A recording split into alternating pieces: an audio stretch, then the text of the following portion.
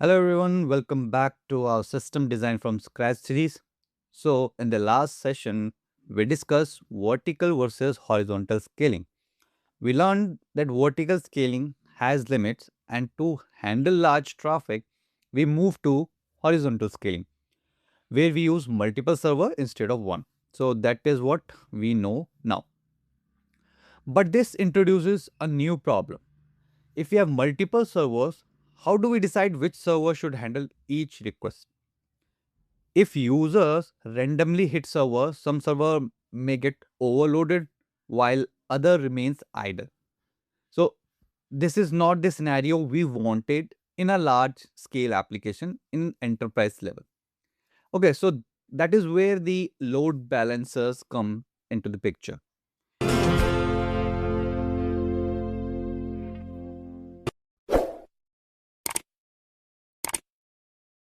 Today we'll deeply understand what load balancers are, why they are critical, and how they work, and the different algorithm they use, and then the real world trade-off. Now let's understand what is the problem if we don't use load balancer. Let's start by understanding the problem. Imagine we have scaled our system horizontally. Instead of one server, we now have three application servers.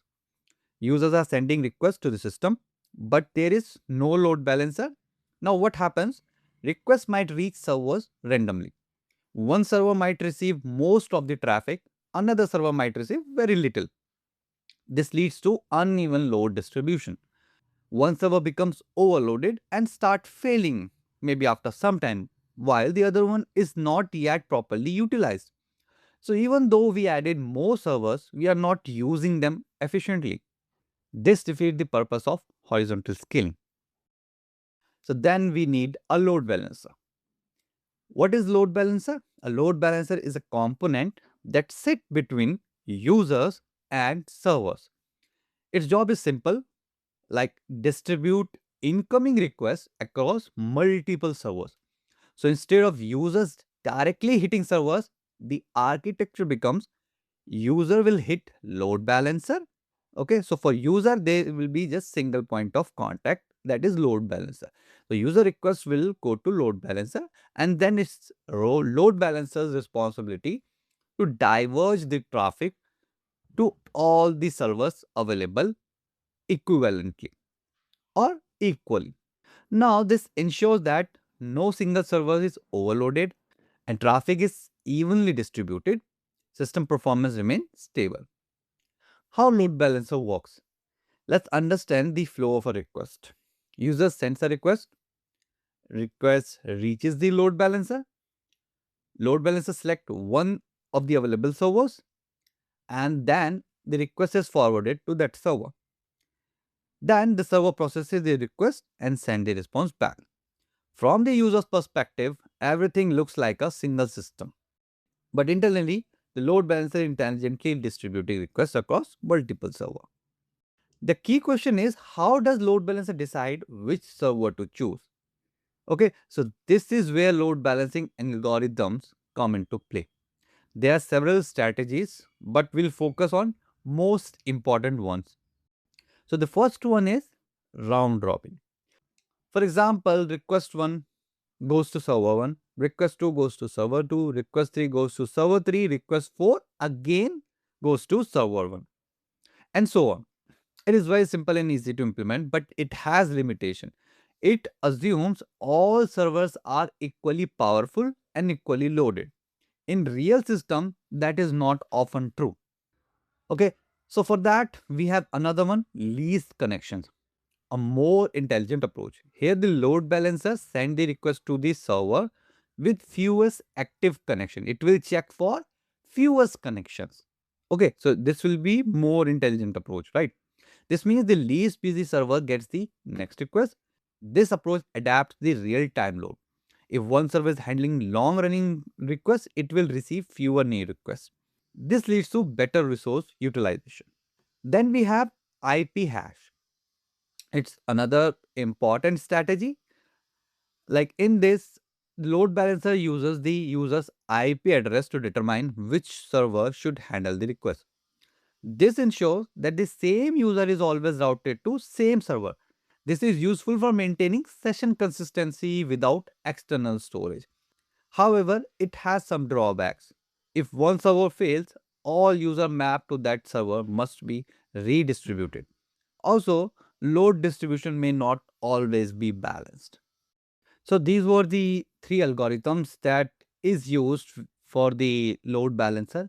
So it depends on system to system on requirement which algorithm we want to opt for.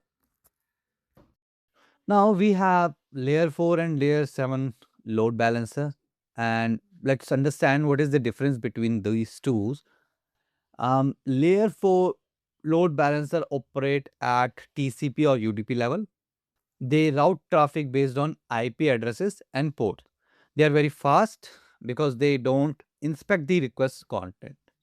Layer 7 load balancer operate at HTTP level. They can inspect request headers, URL, cookies, and many more.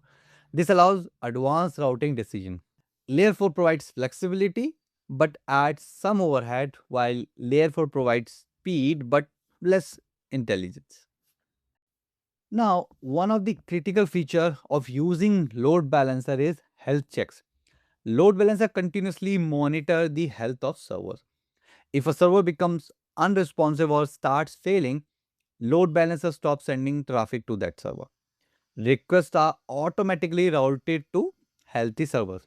This improves system reliability and ensures high availability.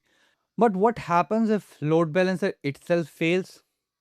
If we have only one load balancer, it becomes a single point of failure. If it crashes, the entire system becomes inaccessible, even if all application servers are healthy. So, what should we do for that? We should use multiple load balancer to solve this.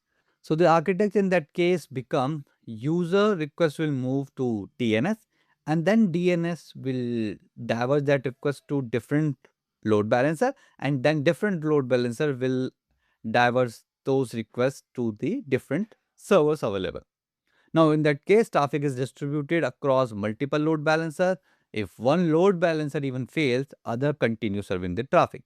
This removes your single point of failure. Now, let's understand global load balancing. In large scale system, users are distributed across the world. To reduce latency, we use global load balancing. Users are routed to the nearest data center or region. Like, for example, if you have used AWS, so for those service to access and to get the data very quickly, we majorly prefer the nearest region. Okay. And what it points to? It points to the nearest data center available to our location. Similarly, global load balancing is used for. If we want to reduce latency, we use global load balancing. For example, if user is in India, divert the request to Asia servers. If user in the US, divert request to US servers. This improves performance and reduces response time. The final key takeaways from the today's lecture: load balancers distribute traffic across multiple servers, they prevent overload and improve system reliability. Different algorithm control how traffic is distributed, and it depends on system and requirement which algorithm we want to go for. Health checks ensure only healthy servers receive traffic. Load balancer themselves must be replicated to avoid single point of failure, and global load balancing helps our user efficiently worldwide. So without load balancer, horizontal scaling would not be practical. So I hope now you